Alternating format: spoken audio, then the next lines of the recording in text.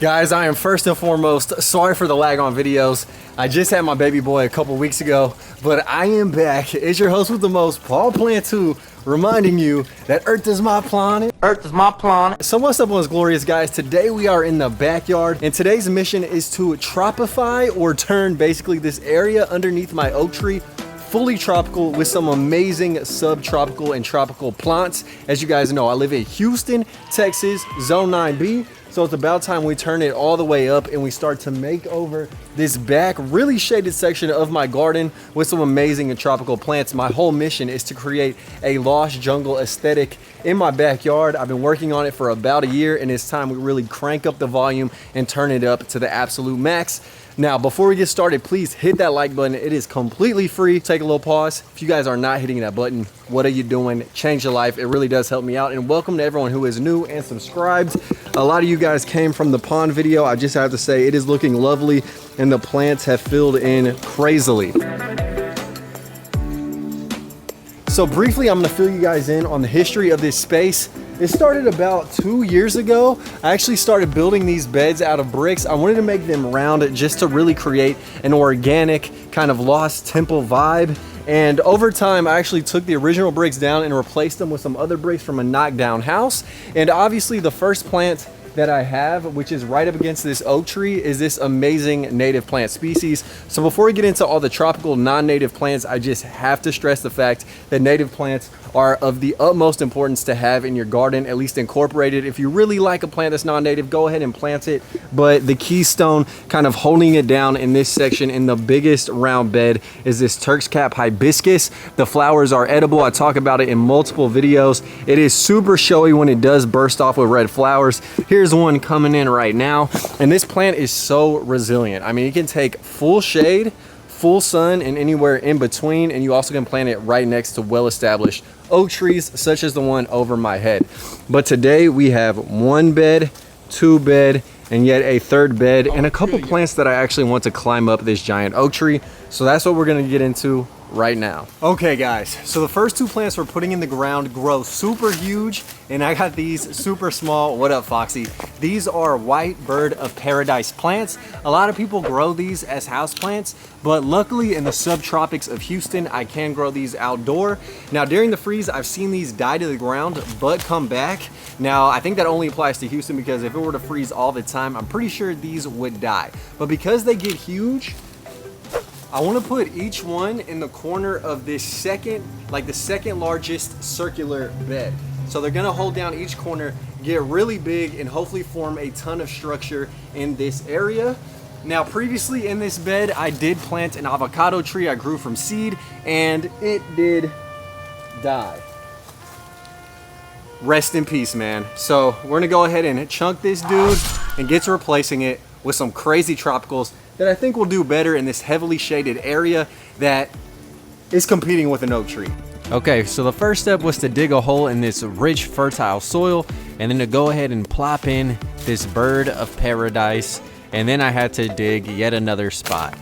Now, one thing about these dudes is they are gonna get big and probably smash into each other, but I just want this area to be as full as possible with plants. And look at those thick roots. Now these guys, as I mentioned, can grow up to 25 feet tall. They're native to South Africa, have really big flowers when they are mature, and can grow in zones 9 all the way to 12. They look gorgeous. Okay, so now the birds of paradise are in the ground. The next plant we're gonna throw in has huge, ginormous tropical foliage, and it is this elephant ear. Now I got these dudes for free when I was like picking up bags of leaf litter and trash the neighbors threw out. I did find a bunch of corums, and this is just an example of roughly how large the leaves can get, even though I have another one that's even bigger than this. With that being said, I can't really dig too big of a hole due to the oak tree roots, and that's why we have a bunch of small specimens we're putting in the ground. But I think if I get a little corum and I dig it out of a pot, I can fit it in right here. Let's try it, but I think the big foliage will definitely fill in this circle. Mwah, perfectionately. Perfect.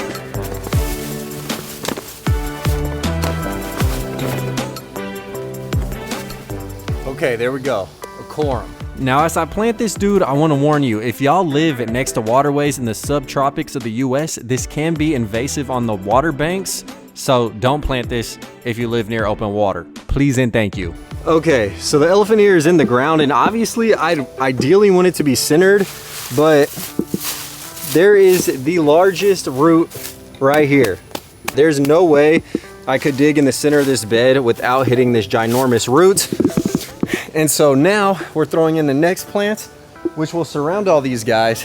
And this color is all just kind of the same color green, a little basic. So we're gonna throw in some variegated shell ginger, which if a freeze does occur, they'll die to the ground, but I've seen them come back, which is awesome. But you guys can see, man, the color of the foliage is just that slime lime green, nice variegations kind of with the yellow cream.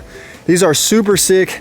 They have amazing flowers. Each one was 11 bucks. I have 3 of them. Oh, 3 of y'all. So I'm going to line the bed, put one here, the other 2 on the outskirts, and then see if I can dig big enough holes to actually put these guys in the ground. So the main difficulty in this project was literally trying to squeeze plants in between these oak tree roots. As I've been mentioning, I did find a spot more towards the center of this circular bed to fit in the first shell ginger. Now, one cool fun fact is that the leaves are used to actually flavor herbal teas and flavor noodles. So the plant does have some edible qualities, except you wouldn't really just munch on the leaves themselves. You can use them in wraps or just, you know, to suckle off the flavors into meals and drinks, if you will. So I got the second one in. Now these guys grow 8 to 10 feet tall, so they can get huge, and they usually don't flower until about their 2nd year of being planted. They're native to East Asia, and they like part shade to full sun in the morning. So this is definitely the perfect spot for these guys. And they are looking lovely as a trio, and the beds are finally starting to take shape and fill up.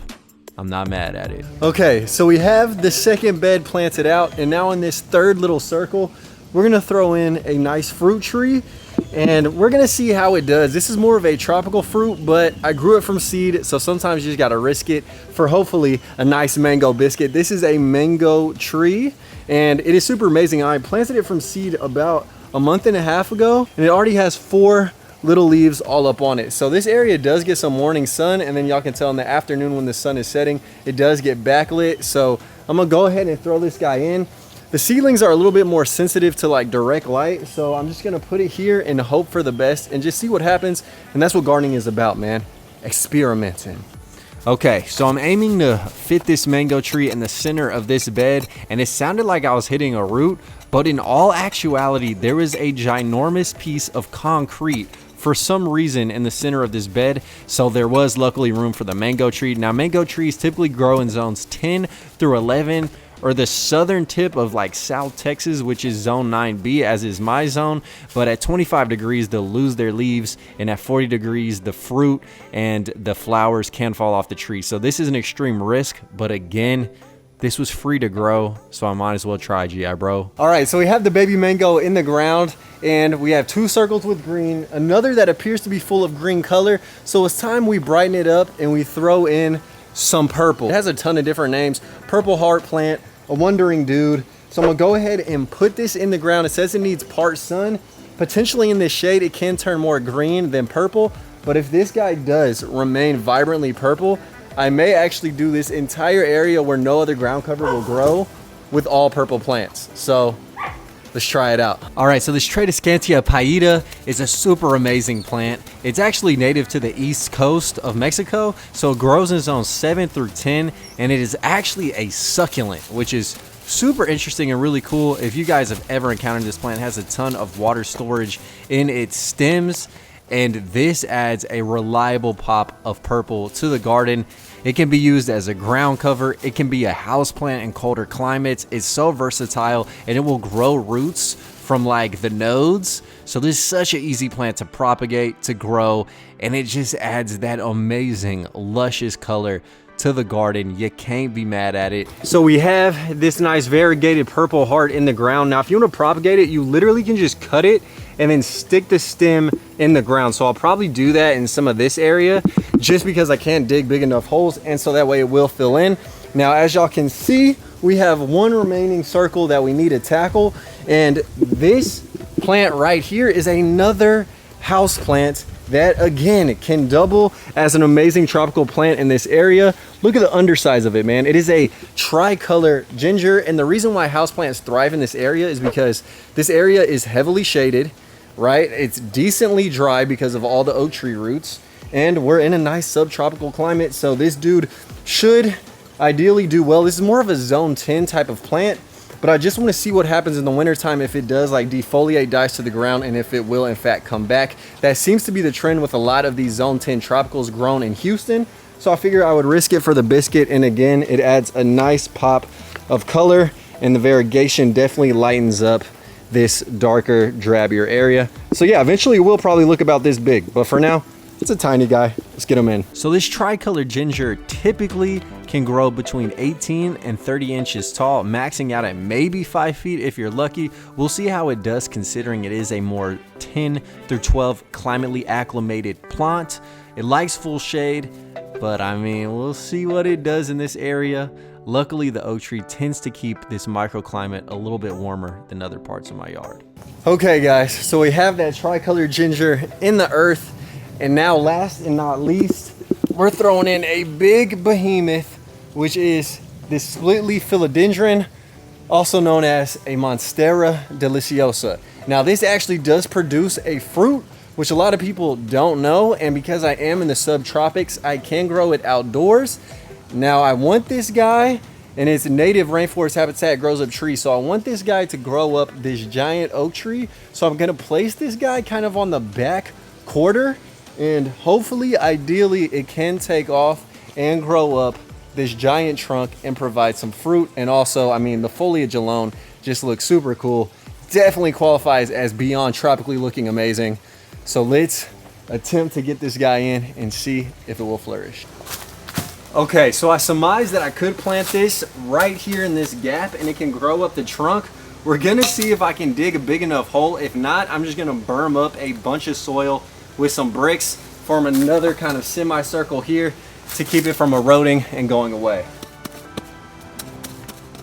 All right, yeah, we're gonna have to burn this dude up. So luckily I had extra bricks laying around in my yard that I could stack up and create yet another circle with. This is one of my favorite techniques to use around trees, and you kind of can balance the bricks on the roots in certain spots. Okay, so you guys can see I built this nice little wall that'll keep the soil from just running out, and I'm gonna place the Monstera right in this gap, and then I might actually hem up the rest of this wall, but for now I just want to get this plant in. And this is like my propagation station, so I have a lot going on back here, but ignore that.